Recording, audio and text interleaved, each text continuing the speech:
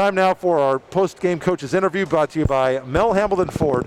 They're getting ready for their biggest Black Friday ever. Prizes for the first 100 people in line. 10 cars priced at under $1,000. Check them out online, mhford.com, caring about you before, during, and after the sale.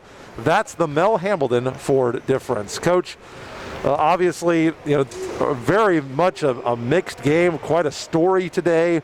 Falling behind in the first half, not shooting well, getting down by 21, and then all of a sudden the spigot kind of opens. You guys find your rhythm and really battle your way back. I know that, for you, the standard is that you want to win, but obviously there is a lot to be proud of with your team and how you fought. How do you make sense of this? And let me plug you in here real quick. How do you make sense of this game? Because there were, two very different halves for you and your team. But, in my mind, while there are plenty of things to work on, there's a lot for you to be happy with too, I think. Yeah, the first thing is just that this team competed. They played hard. I'm happy with that, and that's the group we think we have. A bunch of guys that are hungry and maybe a little underappreciated and are going to compete at a high level for 40 minutes. I think, it seemed like two different basketball games when it comes to halves. At least I think they would say the same thing on their end. But for us, this was our first time competing against somebody outside of ourselves. With COVID and some of the roadblocks that our team has had to go through.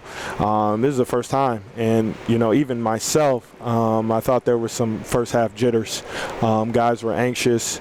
I thought we were a little stagnant offensively. Obviously, we shot 28% from the field. I thought we took maybe a couple uncharacteristic shots, just rushed and just really didn't get a flow. And then in the second half, we just kind of settled in.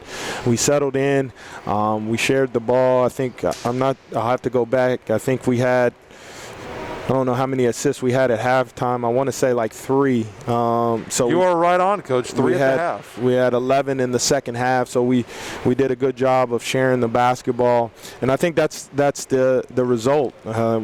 We scored 52 points in the second half of guys just settling in, trusting one another, and that's going to be, you got 11 new guys, right? Right. So that's going to be the challenge of, we're going to have to build chemistry on the fly.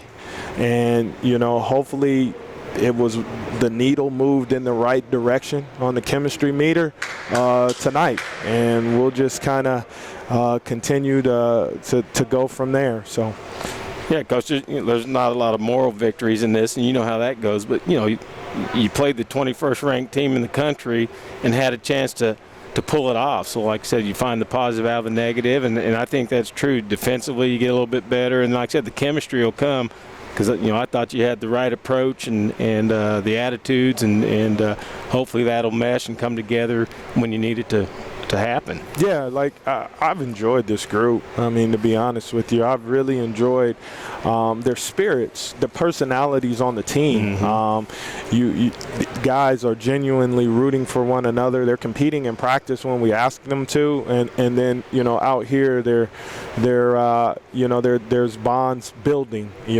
Are we where we need to be? Absolutely not. But that's the challenge of this year, is trying to get everybody on the same page. But as far as the personalities go and the togetherness, it's a step in the right direction. Well, a Newman Jet debut here tonight for Brandon Bunn, 23 points, 5 of 10, and he missed his first 4 shots, but really came back and gave you obviously a huge lift offensively. What allowed him to kind of get out of his own way, and once he really got into the flow, he was a different player for you offensively, and was obviously paramount in your comeback attempt tonight. Yeah, I thought there were a lot of guys that did some really good things in our comeback. He like I said, I think early on, it was just, he rushed. He took some bad shots, the shots that we would like for him to not take and move the basketball. And like I said, he's still learning. Right. This is a group that got out of quarantine on Monday after being off for 14 days. So not to make excuses, but he's still learning. And I could tell you early on, I saw jitters and some indecisiveness when he's trying to, figure out what we want out of him. And then the second half, he just he played a lot freer and he let it fly. That's the saying here at Newman basketball, back with Coach Potter. I'm sure he's listening, but let that thing fly, let it fly, and he did that.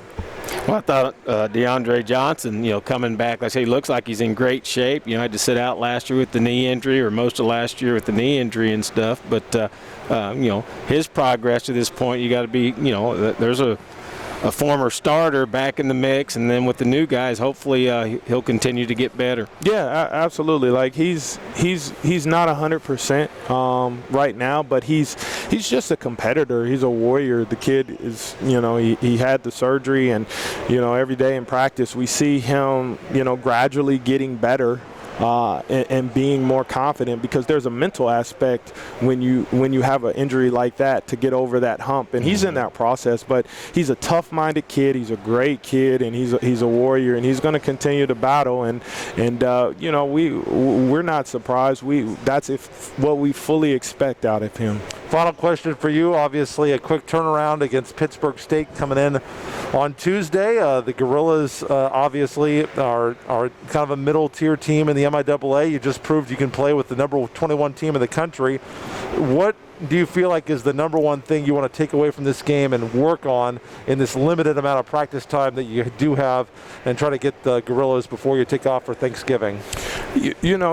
Just there were some miscues, and they had a kid come out and knock down some shots, and we had to make some adjustments.